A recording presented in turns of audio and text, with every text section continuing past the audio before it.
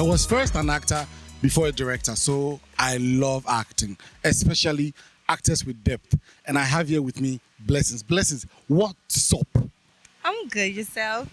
I know I just did. It's good. It's good to finally meet you. Finally talk to you because I love film. As my mom made me love film, so I love watching movies since I was a child. So I watched some of you, Ivan Nelson, Jackie, David Prince, David say, like growing up. So finally meeting you, I don't know what to feel, but You were telling me that when you were watching Agony of the Christ, you were in class. 2006, 8, I was in class 5. You were in class 5. I was in class 5. I was a child. I was a child. I was a child. How did the film influence you?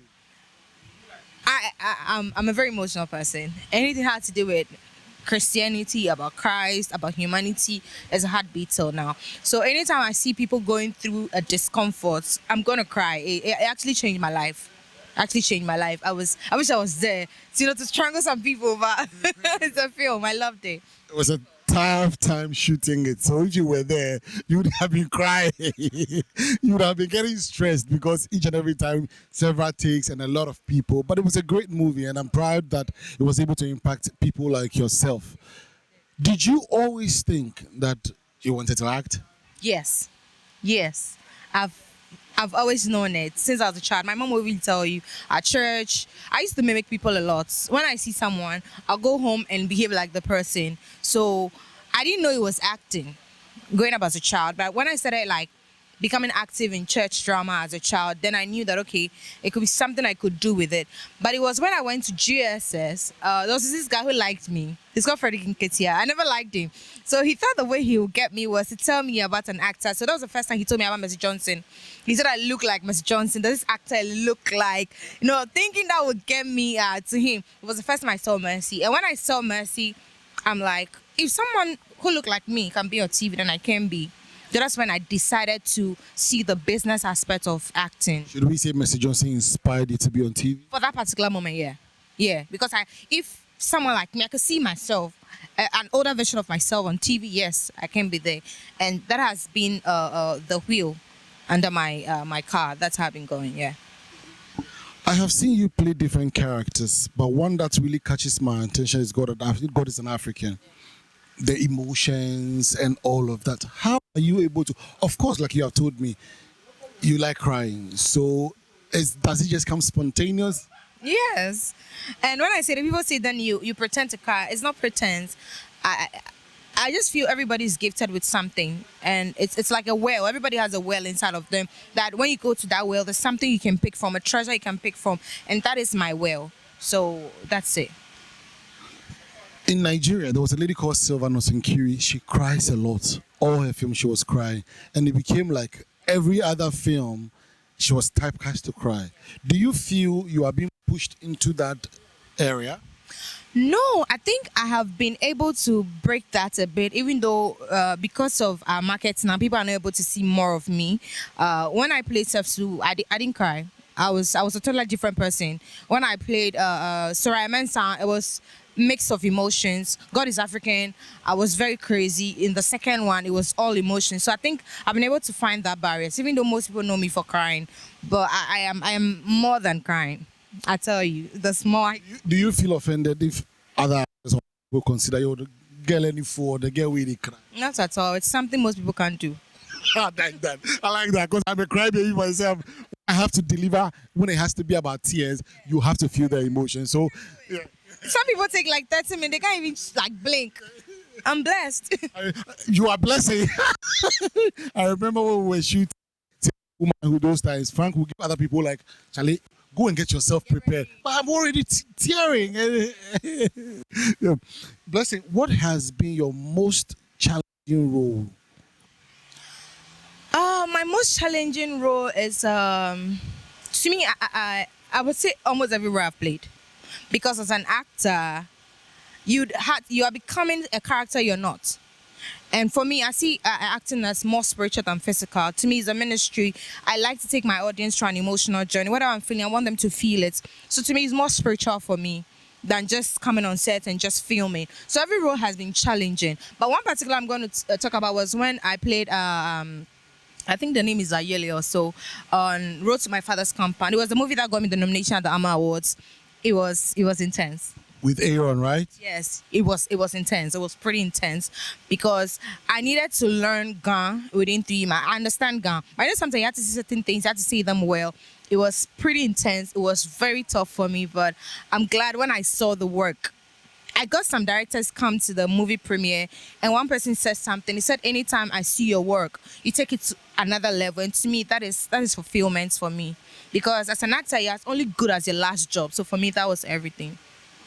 I know you to be an actor with depth. Is there any character that you have played that you're not able to come out of the character? Yes. Inside God is African 2 and Inside Out. It took me long. God is African 2, to be honest, I'm still battling mental health. You're still battling mental health from the film. Yes. Yes. That's why I said I take acting very spiritual. So when I come back from sets and I'm done with a movie, I don't want people around me. People close to me tell you that sometimes I'm not nice. I get so cold. It's not that. Whatever I'm feeling inside, because I need to separate Blessed Fortune from the character I've played, and it's a very difficult thing to do. That's why I always say it's very spiritual to me. So I see things from a spiritual perspective. So I now had to separate Aliyah from Blessed Fortune, and at the same time, Blessed Fortune is a very emotional person. So I'm feeling for Aliyah. I feel I'm going to abandon Aliyah. I know I sound like a psychopath, but that is me. I feel I'm abandoning the character, and I feel I'm supposed to help the character. But the character is over. Exactly. So that's the problem. So I always say every actor is a psychopath. Every good actor is a psychopath. We are not correct people. So to me, that's it. I'm still battling with mental health. I think this past few days have been good, but from December till like last year, it was bad for me. Does this affect your relationship? Because, like you're saying, it affects you personally. Does it affect your relationship? I'm actually single, so I wouldn't know that. Guys! Guys! I'm actually very single. I just feel that the stereotype against women in the industry is too much. They just assume women in the industry are not married materials. They can't stay in relationships and all that. And I know there's always someone for someone. So I'm sure there's someone out there for me. Until we find each other, I'm just going to love my work. Tell me, how did you land the role in Jezebel? Should we say because you've been working with Pascal? That's what everybody says, but I've proven myself. Because my father is one person. He doesn't care who you are. If you're not good for the job, he won't give it to you. He doesn't care. You can be his daughter. He doesn't care. He's a very principled man. So for you to get the job is because he knows you can do it. So anybody who has this idea that I get that a lot. Some people even said I'm confident because I have Pascal, and it's very funny. Because if you ask the man, he'll tell you I'm a very crazy person. And I'm very opinionated. I speak my mind when necessary. I have been so quiet in the industry because I feel things are not my business. When it is my business, I'll talk about it. But I speak my mind. I'm very a brutally honest person, which sometimes gets so bad because I say the right things at the wrong time. So I love to be quiet. So I don't get the role because he's my father. No, I earn it. I earn the role. I'm sorry. I earn it. Pascal, I know, is a writer, is a director, he's an actor. So before he go cast you, he know what they want already. So don't come make things. I get that a lot, even from some of my colleagues. I've heard so many things, but me, I just feel you're not worth my argument. I should see you. I should put you on some level. I should value you so much to argue with you. You don't matter. Life is too short. You don't matter to me. I love everybody. I respect people so much. I feel you.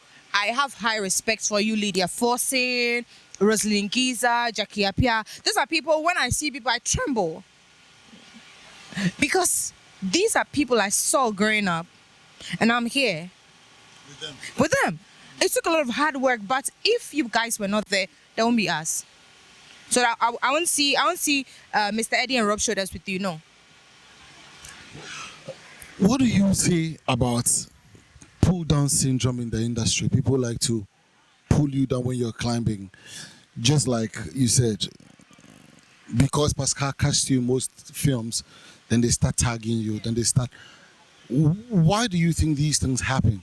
And if it does happen, have you ever encountered something like that before? Yes, I have. Someone looked me in the face and told me most people will not cast you for a job. But I've not told him this before. I'm sure he'll be hearing for the first time on the channel. The person told me straight to my face. He said they don't cast you for jobs because you're close to Pascal. And I said I don't care. And the person was angry because I'm sure the person was expecting to be like, oh, what's the reason? No, I'm that kind of person. If you don't know me, open me a two no, that's fine. I don't care. I am who I am. You don't. If not for anything, this man has been so helpful. He's like a father. He's not perfect. I always tell him that he's not perfect. But he's a good man. That's one thing I know. So for you to tell me you're not going to cast me because I'm close to him, that's your problem. What has your relationship with him got to do with the role you're going to play? I just feel they are so insecure about themselves. They are not so confident about themselves. So my presence intimidates them. So tell me you're scared. Don't use someone who has worked his way up, to try to sabotage me. And the put me down syndrome is real. It's real. I've heard so many crazy things about myself. Sometimes I wonder if there's another person living my life. Yes. Like you hear something about yourself and you're like, is it me they're talking about? I was not even there. And the person they're talking about, I've not even met the person yet. But it's life. People are going to talk. They're going to, one thing, just keep going. Just keep doing you. Life is very short to try to focus your energy on what someone is thinking. Whatever someone says about you is their own battle. Is their own, they are battling with that thing. Whatever they see in you, they are fighting, is missing in them. So just let them. Women trying to fight you, the guys trying to fight to try to say things. Some people say I'm dating my colleague, I'm doing this, but I don't care. It's not true, so I don't care. I don't have to explain myself. What are you enjoying on this set? The fact that I can be free, I'm close to everybody.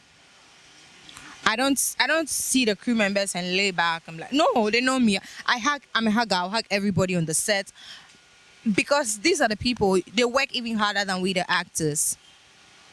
Some actors get a break. Some comes in 2 days, 3 days, 1 week. These crew members are always here. So I'm enjoying the fact that I can be free and not be bossy and acting like I don't fat. Can we say because maybe you are not in the A-list, sometimes when actors are climbing up, they are very respectful, they see the crew, they are all nice to them. Then when they land the celebrity tag, then they start treating them like trash. I think these are people who don't even know where they want to get to in life. Because as human beings, naturally, we desire more. The higher you go, the more you want. It's the people who feel they've arrived, who act like that. And there's no limit to the sky. So these people have no big dreams. If they have big dreams, they don't act like that. And that's what I'm going to say, because the fact that you can limit yourself to be like, okay, me Drew, that means your dreams are not big. That's the level you remain at. And watch all those people. They are nowhere. I get it that sometimes when you get to a particular level, things are going to change. You're no more that child. I used to be very bubbly, running around on set. I'm no more like that. It's growth. And I had to battle with some people. I think I went on set. The last set we went on Shades of Grace. Someone told Rosalind that my fame was into my battle. And on the set when I came, I wasn't talking to anybody. And they didn't even know that I was having some mental issues. And once I'm battling mental health, I like to abstain from people because I don't want to rub the negative energy around you. You might say something that I'm not supposed to be angry. I'll get angry. So it is me checking myself, making sure that I respect you enough not to be stupid around you. But people are going to think what they're going to think. So of course, human beings change. We grow and we mature and we change. But not you being so arrogant and I'll see Mr. D and I'll... No. Life is no. Let's talk about this. I'm on a set right now and it's almost 1 p.m. and you guys haven't shot anything. Why? Because there's no light. What do you have to say about this light off issue? Because this is exactly what destroyed the industry or brought the industry down in 2015-16. What do you have to say about that? Nigeria is thriving. They don't have light. We can make the best out of it. If Nigeria is thriving without lights, like you go to Nigeria, everywhere is brrr. Even when I went for the Ama Awards, the hotel room, light has gone up in a day more than 10 times. These people always film. I know someone will be like, oh, let's talk about the government. No. Every leader has their flaws. He's not perfect. He's never going to be perfect. I know he has done some things we all don't like and all that. But the next person will do worse. The next person will do worse. If I want to go spiritual, I'll tell you that the Bible made it clear that when we get to the end, things will get worse. And you're cry. You think this is the end time? I'm not saying. I'm not going to say it. No, someone going to tag me that blessed. No. But scripture is just revealing itself. The pages are flipping. So things will just get worse by the day. Just protect yourself, know who you are, do your best, and you'll be fine. If Nigeria is striving, producing $1 million industry without lights, Ghana, we are blessed. We can do something. It's not an excuse. Nothing's an excuse in this world. If you want it, you go get it. Sure. This is Blessed. My name is Nartey, and we're still on the set of Jezebel. We're gonna come back.